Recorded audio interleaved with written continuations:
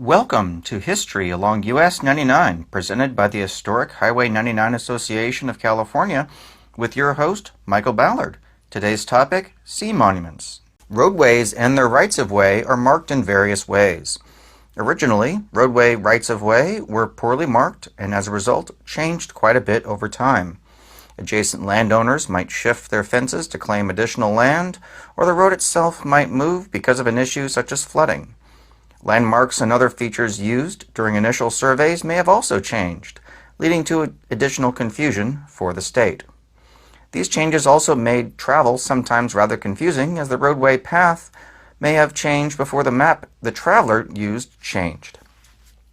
This sort of problem cost the state quite a bit of money when it came to their roads, as potentially new surveys and new alignments would have to be implemented.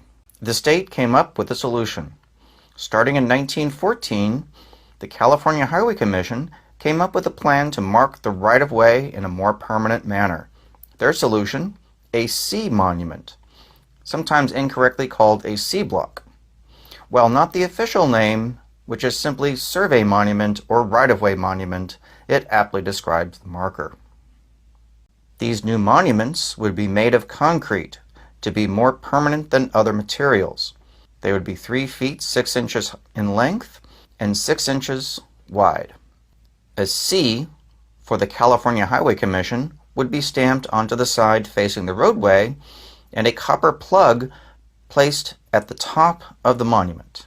This plug would act as the survey point. Optimally, these monuments would project about 1 foot above the ground with the C facing the roadway. Per the January 1949 Division of Highways Standard Specifications Manual, monuments shall be set firmly and vertically in the ground to a depth of at least 3 feet. These new monuments would be placed at the edge of the right-of-way at intervals along straightaways and curve points. For example, if a right-of-way was 100 feet wide, these markers would be 50 feet away from the center line of the road and on both sides, no matter the terrain. These could also be located at points where the right-of-way changed width, such as where it went from 100 feet to 150 feet or even 200.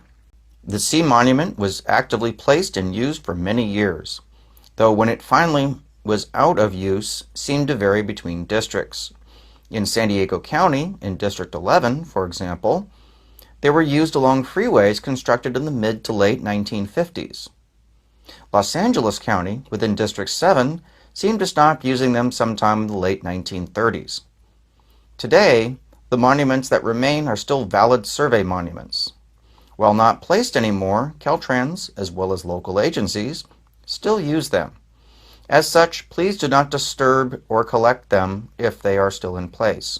Finding them along a roadway also doesn't automatically make it an old state highway.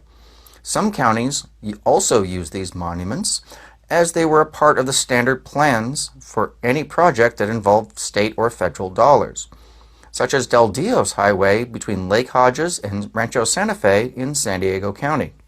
Finding these monuments is actually quite simple. Typically, roadway rights-of-way ranged anywhere from 100 feet to more than 300 feet.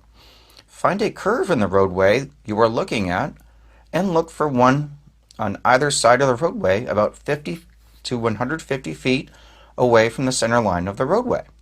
In mountainous areas, the uphill one tends to be easier spot than the downhill side. Fence lines, power lines, and other similar features can also be used to indicate the right-of-way edge. As they can still be used today as survey monuments, some are marked with paddles or other objects to make a surveyor's job easier when locating them.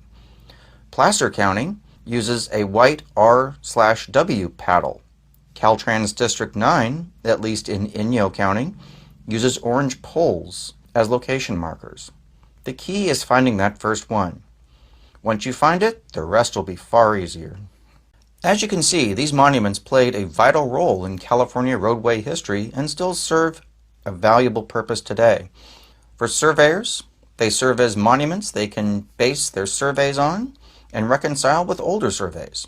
For highway enthusiasts, they serve as a tell for the age and likelihood of a roadway being an old alignment of a state highway. When you're on the road, keep an eye out on the side of the road for these historic monuments. They are just as important to the history as any other landmark out there. Before I go, I have one final thought. When you're through getting your kicks on Route 66, come wine and dine on Route 99.